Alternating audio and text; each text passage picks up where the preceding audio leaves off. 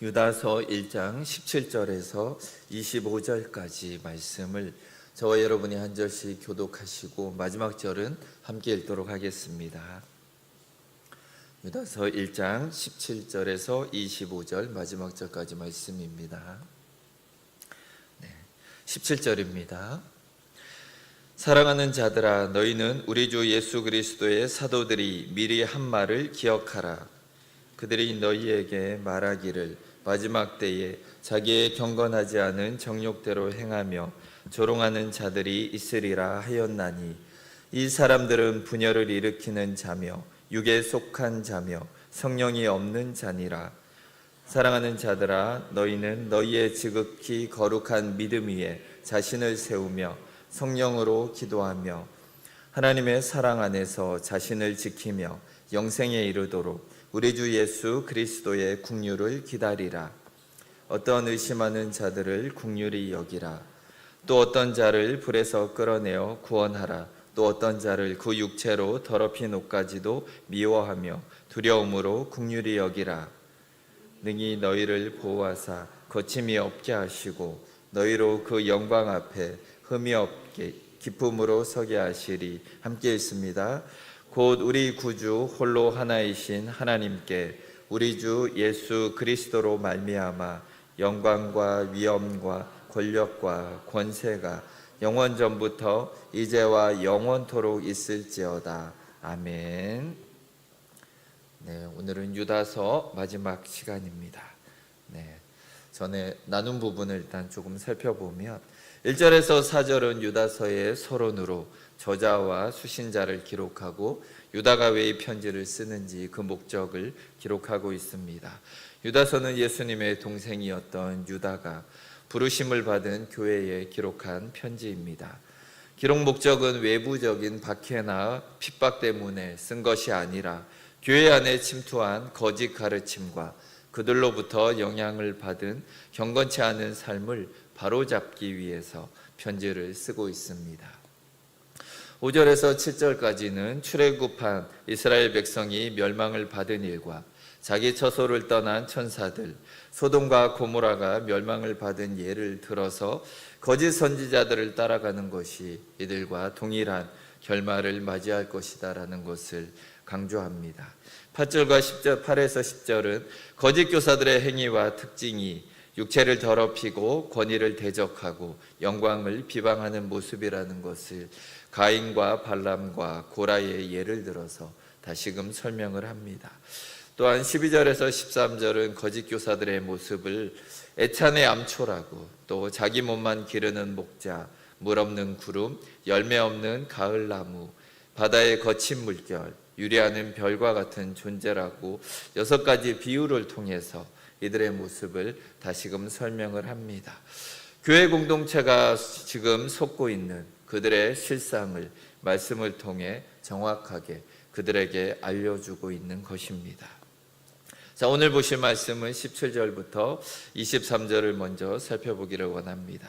자, 17절을 보시면 사랑하는 자들아, 너희는 우리 주 예수 그리스도의 사도들이 미리 한 말을 기억하라. 자, 우리나라 성경은 사랑하는 자들아 이렇게 시작을 합니다.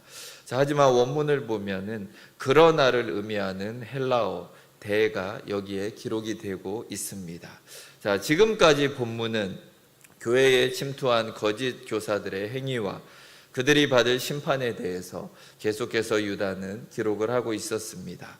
자, 이제 본문은 그러한 상황 가운데 참된 신자들이 어떻게 살아가야 하는가, 이것에 대해서 얘기를 하는 것입니다. 그들은 이렇게 행하다가 저렇게 심판을 받았다. 그러나 너희는 이렇게 살지 말아라. 그들처럼 살지 말아라. 이런 얘기를 지금 17절부터 유다는 하고 있는 것입니다. 본문의 가르침은 3가지로 요약을 할 수 있습니다. 자, 먼저 그들은 사도들의 가르침을 기억하는 것이 필요했습니다. 그리고 그 가르침을 따라서 그리스도인으로서 합당한 삶을 세우는 것이 필요했습니다. 그 다음에 이단이나 당을 짓는 다른 사람들을 바르게 인도할 수 있는 것입니다. 자, 본문은 먼저 우리가 예수 그리스도의 사도들이 미리 한 말을 기억해야 한다라고 말하고 있습니다. 자, 예수 그리스도의 사도들이 미리 한 말이 어떤 것인가? 18절을 보시면 그들이 너희에게 말하기를 마지막 때에 자기의 경건하지 않은 정욕대로 행하며 조롱하는 자들이 있으리라 하였나니. 자, 마지막 때에 자기의 경건하지 않은 정욕대로 행하면서 조롱하는 사람들이 있을 것이다. 자, 사도들은 이미 이 부분을 분명히 언급을 했습니다. 사도 바울도 사도행전 20장 29절에서 이렇게 얘기를 했습니다. 내가 떠난 후에 사나운 이리가 여러분에게 들어와서 그 양떼를 아끼지 아니하며 또한 여러분 중에서도 제자들을 끌어 자기를 따르게 하려고 어그러진 말을 하는 사람들이 일어날 줄을 내가 아노라. 자, 이렇게 사도 바울도 분명히 본인이 이 교회를 개척하고 떠난 다음에 이런 사람들이 올 것을 미리 얘기를 했습니다. 베드로후서 2장 1절에서 3절도 말을 합니다. 그러나 백성 가운데 또한 거짓 선지자들이 일어났었나니 이와 같이 너희 중에도 거짓 선생들이 있으리라. 그들은 멸망하게 할 이단을 가만히 끌어들여 자기들을 사신 줄을 부인하고 임박한 멸망을 스스로 취하는 자들이라. 여럿이 그들의 호색하는 것을 따르리니 이로 말미암아 진리의 도가 비방을 받을 것이요 그들이 탐심으로써 지어낸 말을 가지고 너희로 이득을 삼으니 그들의 심판은 옛적부터 지체하지 아니하며 그들의 멸망은 잠들지 아니하느니라. 자, 여러 사도들이 계속해서 이 부분은 미리미리 교회들마다 사실 얘기를 해놓은 부분입니다. 자, 성경의 여러 군데에서 교회 안에 거짓 선지자들이 침투하여서 정욕으로 그들이 지어낸 말을 할 것이고 그들을 속이고 기만할 것이다라는 것을 이미 예언을 해 주었습니다. 자, 그러므로 현재 교회 안에 드러난 거짓 선지자들의 모습을 보고 너희들이 놀랄 필요가 없다라는 것입니다. 그 상황을 보고 침착하게 행동을 하라라고 권면을 하고 있는 것입니다. 자, 때로는 어떻게 교회 안에 이런 사람들이 일어날 수 있을까? 우리가 그렇게 신뢰했던 사람들이 어떻게 거짓 선지자일 수 있을까? 그렇게 놀랄 필요가 없다라는 것입니다. 19절을 보시면 이 사람들은 분열을 일으키는 자며 육에 속한 자며 성령이 없는 자니라.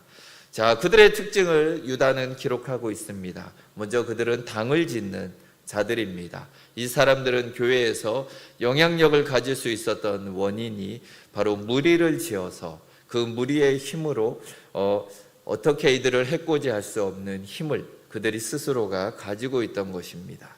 교회의 소수의 사람들은 그들을 건드릴 수 없는 어느 정도의 무리를 거느리고 있었다라는 것입니다.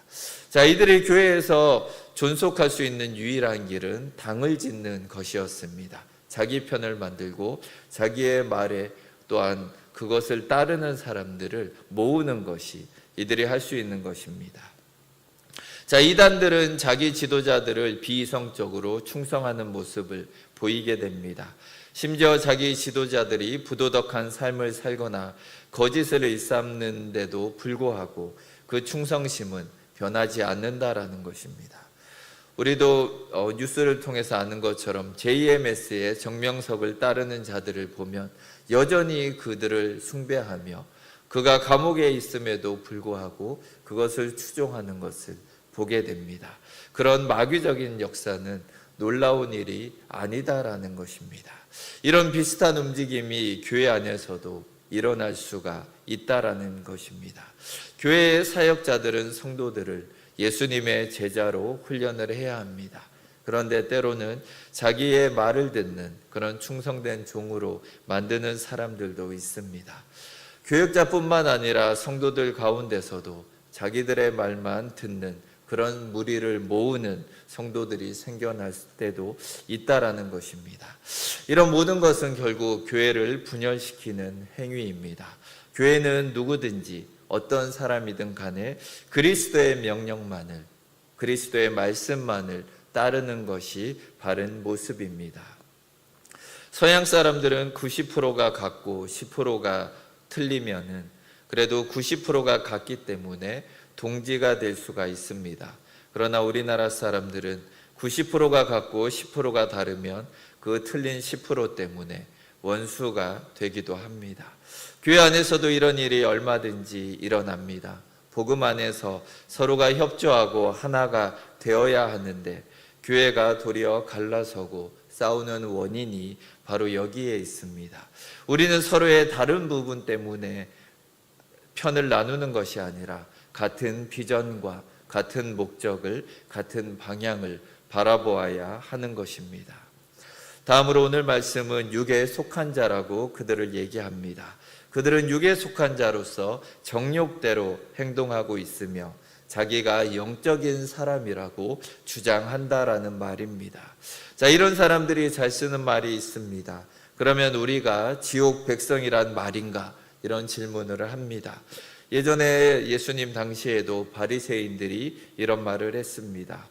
바리새인들이 요한복음 9장을 보시면 우리도 맹인인가라고 예수님께 질문을 합니다. 그때 예수님의 대답이 너희가 맹인이 되었다면 죄가 없으려니와 본다고 하니 너희 죄가 그대로 있느니라.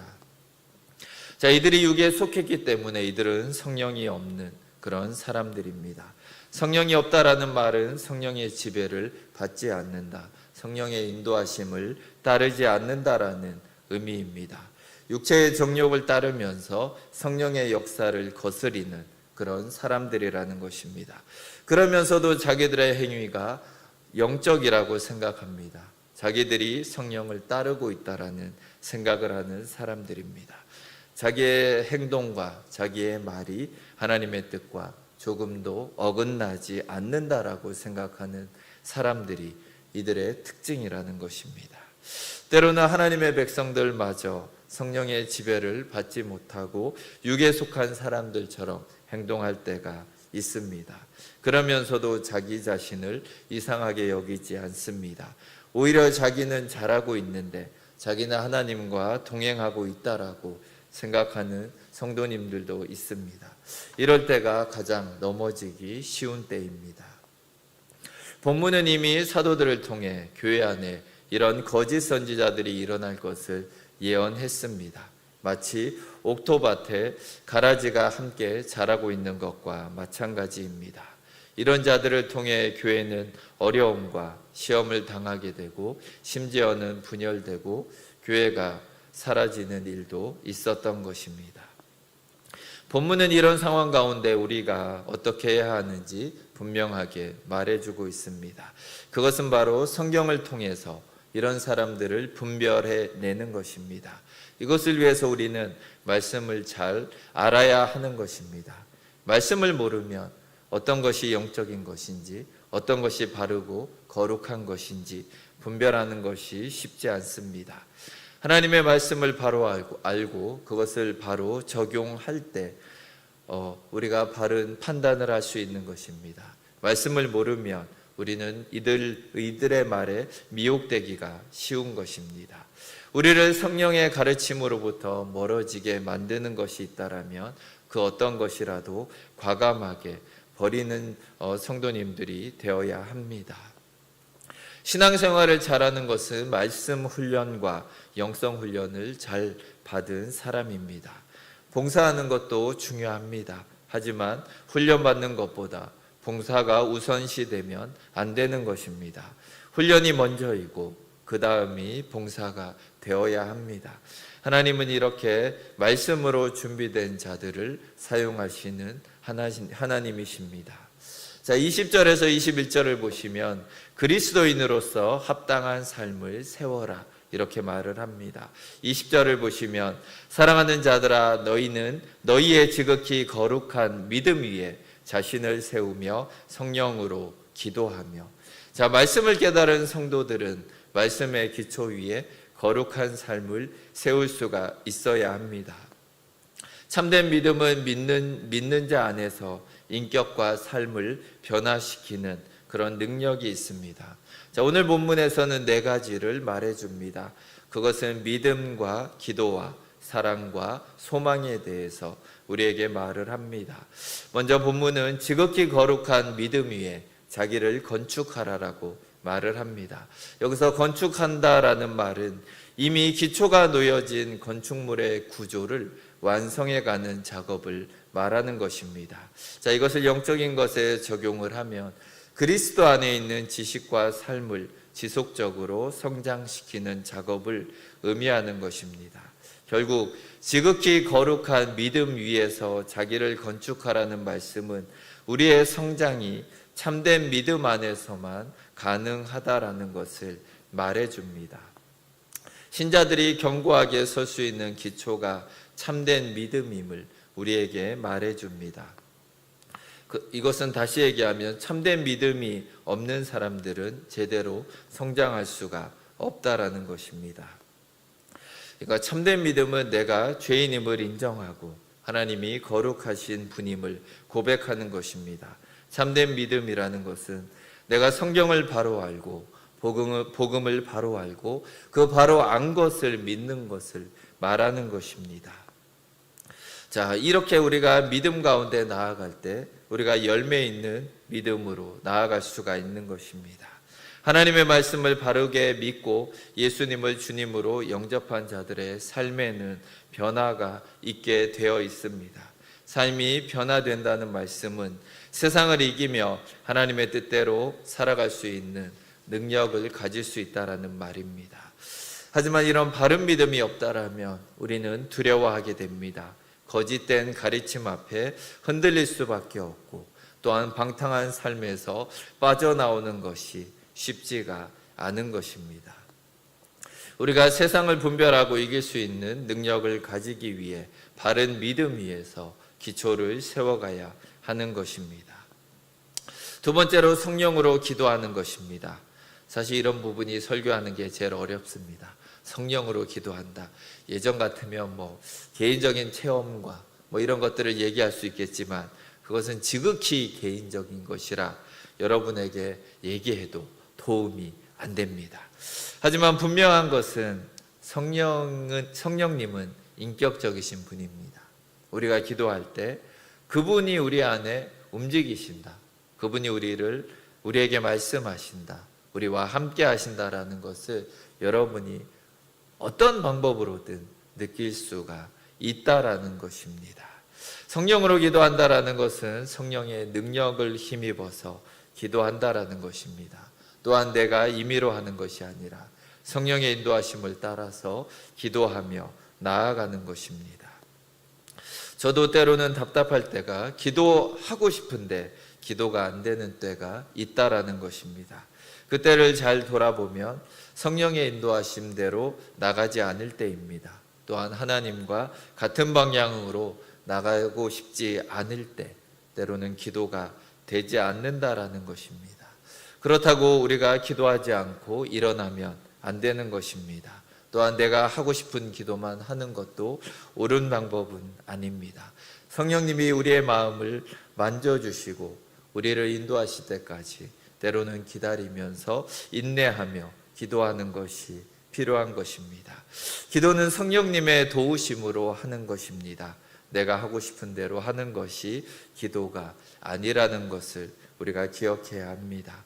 성령님께서 하나님의 뜻에 맞추어 우리를 인도해 주실 때 우리가 기도해야 하는 제목을 깨닫게 해주시고 또한 우리의 기도의 문이 열릴 수 있는 것입니다. 성령님의 인도하심에 따라 기도하는 성도님들이 되시길 주의 이름으로 축원드립니다. 21절을 보시며 하나님의 사랑 안에서 자신을 지키며 영생에 이르도록 우리 주 예수 그리스도의 긍휼을 기다리라 이렇게 얘기를 합니다. 세 번째는 하나님의 사랑 안에서 자기를 지키는 것입니다. 자, 이것은 하나님을 향한 우리의 사랑을 의미하는 것이 아닙니다. 도리어 반대로 우리를 향한 하나님의 사랑을 의미합니다. 하나님이 나를 사랑하신다라는 확신을 우리가 가지고 있을 때 염려와 불안과 공포에서 우리가 벗어날 수가 있는 것입니다. 하나님의 사랑을 우리가 확신할 때 우리의 모든 삶을 하나님께 맡길 수가 있는 것입니다. 결국 하나님의 사랑 안에서 자신을 지킨다라는 것은 나를 사랑하시는 하나님께 나의 모든 삶을 맡긴다라는 의미입니다. 여러분은 하나님의 사랑을 느끼십니까? 하나님이 정말 나를 사랑하고 계신다라는 것을 여러분은 확신하십니까? 자, 본문은 하나님의 사랑 안에서 자기를 지키라라고 얘기를 합니다. 왜 이 사랑 안에서 자기를 지켜야 합니까? 하나님의 사랑에 문제가 있기 때문입니까? 분명히 이것이 아닙니다. 하나님의 사랑을 우리가 확신하지 못하기 때문입니다. 하나님의 사랑을 그 누구도 끊을 수 없다라는 것을 알고는 있지만 정작 그 하나님이 나를 사랑하시는지에 대해서는 우리가 흔들리고 있다라는 것입니다. 자, 이런 사람들은 세상을 이길 수 있는 힘이 없다라는 것입니다. 이런 상황에서는 불안할 수밖에 없고 염려에 빠질 수밖에 없는 것입니다. 하나님은 진정으로 여러분을 사랑하십니다. 그분의 사랑을 확신하고 그분께 나아가는 자들은 하나님의 사랑을 체험하며 누릴 수가 있는 것입니다. 이것을 기억하시기 원합니다. 마지막으로 영생에 이르도록 우리 주 예수 그리스도의 긍휼을 기다리는 것입니다. 자, 이것은 소망을 의미합니다. 소망을 가진 사람이 고난을 이길 수 있는 힘을 얻을 수 있는 사람입니다. 그러나 소망이 끊어진 사람은 어두움을 견딜 수 있는 능력이 없는 사람들입니다. 자, 본문은 영생에 이르도록 우리 주 예수 그리스도의 긍휼을 기다리라라고 말하고 있습니다. 마지막 심판 때 경건하지 않은 자들, 주님을 모르는 자들은 심판을 받게 될 것입니다. 그러나 생명을 얻은 주님의 자녀인 우리들은 하나님의 자비와 긍휼을 우리가 체험하는 날이 될 것입니다. 그러므로 재림은 우리에게 공포가 아니라 우리에게 소망의 날이 되는 것입니다. 우리의 노력이나 공로로 이 영생을 누리는 것이 아닙니다. 오직 주님의 자비와 긍휼 때문에 이 영생을 우리가 누리고 있는 것입니다. 그러므로 우리가 실패하는 모습을 우리가 가질지라도 좌절할 필요가 없습니다. 실패한 우리를 대적들이 조롱하고 비난할지라도 우리는 거기에 흔들릴 필요가 없습니다. 왜냐하면 우리의 공로와 노력 때문이 아니라 주님의 사랑과 자비로 우리에게 하나님의 생명을 주셨기 때문입니다. 고린도전서 15장 58절은 얘기합니다. 그러므로 내 사랑하는 형제들아 견실하며 흔들리지 말고 항상 주의 일에 더욱 힘쓰는 자들이 되라. 이는 너희 수고가 주 안에서 헛되지 않은 줄 알미라. 성경은 분명히 얘기합니다. 우리가 주 안에서 하는 모든 수고가 결코 헛되지 않다라는 것을 믿으시는 성도님들이 되시길 바랍니다. 본문은 참된 믿음의 기초 위에 우리의 신앙이 자라가야 할 것을 말해주고 있습니다. 또한 성령의 감동과 인도하심으로 기도할 때 능력과 역사가 일어난다라는 것을 얘기해 줍니다. 하나님의 사랑을 확신하고 또한 모든 삶을 주님께 맡기라라고 권면을 합니다.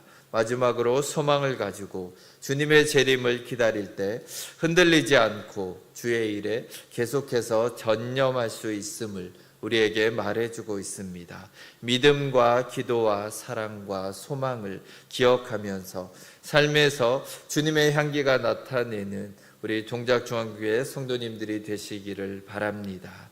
자, 또한 22절과 23절은 그러면 다른 지체들을 우리는 어떻게 대해야 하는지를 얘기를 해줍니다. 어떤 의심하는 자들을 긍휼히 여기라. 22절에서는 자, 거짓 교사들의 위험에 처한 자들을 우리는 어떻게 대할 것인가? 이들이 이미 미혹되고 흔들리고 있는데 이들을 그냥 두어야 하는지 아니면 이들과 한판 붙어야 하는지 지금 우리가 고민하고 있을 때 교회에서 문제를 일으키고 믿음이 연약한 성도를 헷갈리게 하고 때로는 다툼과 분쟁을 일으키는 사람을 어떻게 처리해야 하는가 이 질문을 하고 있는 것입니다. 본문은 일단 그들을 바르게 인도하라고 하십니다. 본문은 그 지체들을 세 가지로 분류를 합니다.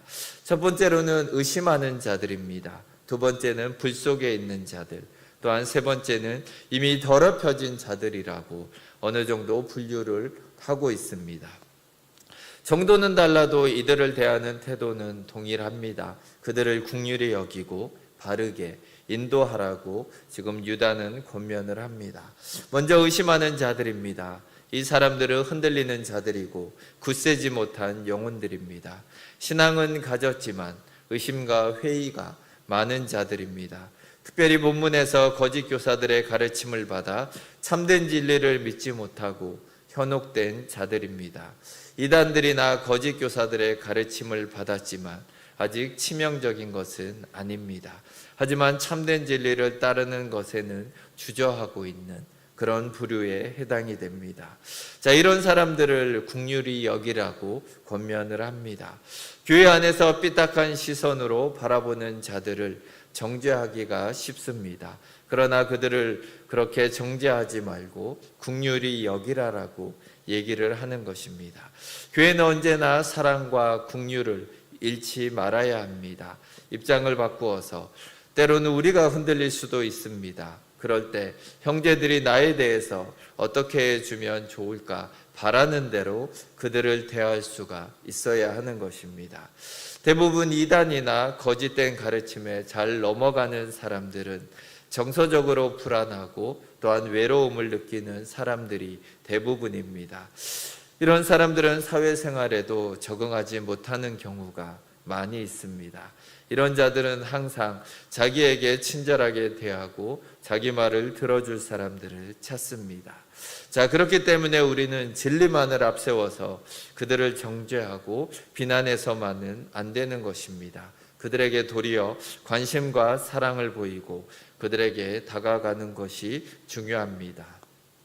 자, 23절을 보시면 또 어떤 자들을 불에서 끌어내어 구원하라, 또 어떤 자를 그 육체에 더럽힌 옷까지도 미워하되 두려움으로 긍휼히 여기라, 이렇게 얘기를 합니다. 두 번째는 불 속에 있는 사람들입니다. 이미 미혹을 받아서 매우 심각한 영적 위험에 처한 그런 사람들입니다. 자, 불이 난 집에 있는 사람을 구할 때 우리는 어떻게 해야 합니까? 우리가 지금 현재 불 속에 당신이 있습니다. 지금 여기에서 빠져나가지 않으면 위험합니다. 내가 지금 안전한 곳을 알고 있습니다. 이렇게 설득하면서 시간을 보낼 여유가 없다라는 것입니다. 자, 이들에게 좋게 보이려고 좋은 인상을 보일 필요도 없고 이들을 어떻게 도울지 회의하고 있을 시간도 없다라는 것입니다. 그냥 그들의 의지와는 상관없이 무조건 그들을 데리고 나와야 하는 그런 부류의 사람이 있다라는 것입니다. 자, 이들이 바로 불 속에 있는 사람들입니다. 시각을 다투는 아주 긴박한 실제 상황입니다. 억지로라도 그들을 끌어내서 그들을 구원해야 하는 위태로운 자들이라는 것입니다. 마지막으로 이미 더럽혀진 자들에 대해 얘기를 합니다. 어떤 자를 그 육체로 더럽힌 옷까지도 미워하되 두려움으로 긍휼히 여기라. 자, 이것은 가장 타락하고 용납할 수 없는 사람들을 의미합니다. 육체로 더럽혀진 옷이라는 말은 그들의 방탕한 삶의 열매를 말하는 것입니다. 자, 이것을 싫어하여 두려움으로 긍휼히 여기라. 그들을 구원하려고 섣불리 다가가면 도리어 그들로부터 전염되고 오염될 수도 있다라는 말입니다. 자, 전염병을 치료하는 자는 항상 그 병이 자기에게 오염될 수 있다라는 것을 염두하며 조심하고 그들을 대해야 하는 것입니다. 자, 사탄은 언제나 오염된 자들을 통해 성도들을 오염시키려고 하기 때문입니다. 그 육체에 더럽혀진 옷이라도 싫어하라라고 권고를 하고 있습니다. 작은 죄 하나라도 그냥 넘기지 말라라는 말씀입니다. 결국 이 말씀은 그들의 죄는 철저하게 미워하되 그 영혼은 여전히 불쌍히 여기라라는 말씀입니다. 그런데 우리는 때로는 반대로 행동하는 사람들을 보게 됩니다. 그들의 죄를 별로 미워하지도 않고 경계하지도 않습니다. 도리어 그들을 인정하고 추종하는 그런 사람들이 있다라는 것입니다. 그러다 보니 그 영혼을 불쌍히 여기지도 않고 불쌍히 여길 필요도 없다라고 생각을 합니다. 도리어 정상적으로 신앙생활을 하고 있는 사람들을 불쌍히 여기며 저들이 더 불쌍하다라고 생각을 하기도 합니다. 자, 우리가 이것을 잘 볼 수 있는 것은 교회를 비난하고 목회자를 조롱하고 지체들을 험담하는 말을 들을 때 우리 안에 어떤 마음이 드는지 살펴볼 필요가 있습니다. 그들의 말에 거부감이 느끼지 않고 도리어 거기에 동조하고 있다라면 우리가 조심해야 하는 것입니다. 자, 저는 복숭아 알레르기가 있습니다. 그래서 복숭아 껍질을 만지면, 털을 만지면 오돌도돌 일어납니다. 복숭아를 먹으면 목이 근질근질합니다. 자, 근데 알레르기가 심한 분은 복숭아를 쳐다보기만 해도 얼굴에 두드러기가 나는 그런 사람도 있습니다. 자, 결국 이게 어떤 얘기를 하냐 하면 우리가 죄를 대할 때 이런 알레르기가 있어야 한다는 것입니다. 죄를 그냥 아무렇지도 않게 대하는 것이 아니라 죄에 대해서 보기만 해도 우리가 거기에 거부 반응이 우리 안에 있어야 한다라는 것입니다. 자, 이런 거부 반응이 있을 때 우리가 그들을 대할 수가 있는 것입니다. 본문은 이렇게 죄를 미워하고 죄악된 삶을 경계하되 그 가운데 빠져 있는 자들을 불쌍히 여기고 구원하려고 하는 자세를 여전히 가지고 있으라고 우리에게 권면을 합니다. 자, 뉴스를 보시면 지진이 일어나거나 건물이 무너졌을 때 구조대가 파견이 됩니다. 한 명이라도 더 구하기 위해서 손으로 흙더미를 파헤쳐가면서 사람을 구원하려고 안간힘을 씁니다. 그러다 한 영혼이라도 살리게 되면 다 함께 기뻐하고 즐거워하며 또다시 한 명이라도 더 구원하려고 애를 쓴다라는 것입니다. 자, 우리가 영혼에 대해서 이런 마음을 가질 필요가 있다라는 것입니다. 정말 한 영혼이라도 어떻게 하든지 더 살리고 그들을 주의 품으로 인도하기 위한 그런 거룩한 부담감이 우리 안에 있기를 간절히 소망합니다. 본문은 이단적인 가르침과 거짓 선지자들의 행동으로 말미암아 어려움에 처할지라도 우리가 낙심하지 않고 말씀의 가르침에 따라서 바르게 살아갈 것을 우리에게 말씀하고 있습니다. 그것은 말씀을 바로 알고 배워서 삶에 잘 적용하는 것입니다. 이렇게 배우고 확신함 가운데 거할 때 우리는 그리스도인으로서 합당한 삶을 살아갈 수가 있는 것입니다. 우리에게 이런 믿음의 기초가 든든히 세워지는 것이 우선이 되어야 한다라는 것을 우리에게 말해주고 있습니다. 마지막으로 24절에서 25절은 축도로 성도들에게 마지막 권면과 또한 이들에게 축복의 메시지를 전하고 있습니다. 마지막으로 사랑하는 자들에 대한 축복 기도를 기록을 합니다. 지금까지 이단과 거짓 교사들의 활동에 대한 말씀을 계속해서 기록을 했습니다. 이런 상황 가운데 성도들이 어떤 자세를 가지고 살아야 할 것인가를 유다는 권면했습니다. 그러니까 문제를 일으키는 자들에게는 책망과 심판의 경고의 말씀을 했고 신실한 자들에게는 권고의 말씀을 기록을 했습니다. 마지막으로 사랑하는 성도들을 향해서 하나님의 축복을 기록하는 것입니다. 자, 본문에 기록된 축복의 핵심은 능히 우리를 보호하실 하나님께 영광을 돌린다라는 내용입니다. 침입자들의 유혹에 노출되어 있습니다. 그러나 하나님께서 교회를 보호하사 거침이 없게 하실 것이라는 말씀입니다. 침입자들의 유혹으로 말미암아 넘어질지라도 우리를 다시 일으키시는 분이 하나님이다라는 것을 이들에게 말해주는 것입니다. 교회가 시험에 들어 어려움에 처하더라도 그 교회를 회복시키시고 다시 일으키시는 분은 하나님이십니다. 자, 우리는 교회를 절대로 우습게 무시해서는 안 됩니다.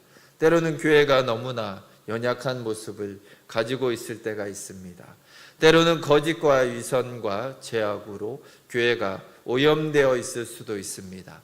하지만 그 교회를 붙들고 계시는 분이 하나님이시다라는 것을 우리는 언제나 기억해야 하는 것입니다.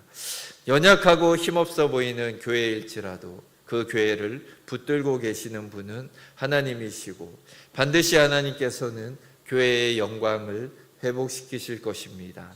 그 교회를 통해서 하나님은 하나님의 살아계심을 계속해서 증명해 나가실 것입니다.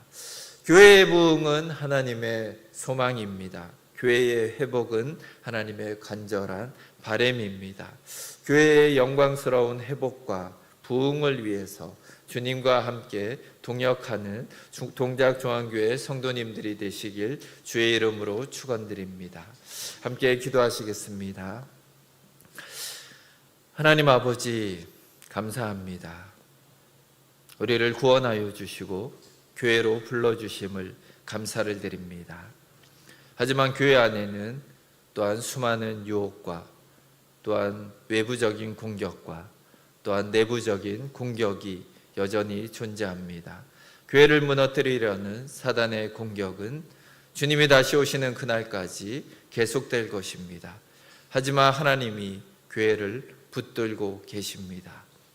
인간적인 수많은 어려움과 연약함이 또한 거짓과 속임수들이 교회 안에 넘칠지라도 하나님은 교회를 붙들고 계시고 교회를 다시금 회복하실 것이며 교회를 일으켜 주실 것입니다. 그 하나님과 함께 교회를 세워나가는 동작중앙교회 성도님들이 되게 하여 주시옵소서. 60년 동안 지켜오신 그 하나님이 앞으로도 우리와 함께 이 교회를 지켜나가실 것을 믿습니다. 감사드리며 주 예수 그리스도의 이름으로 기도드립니다. 아멘.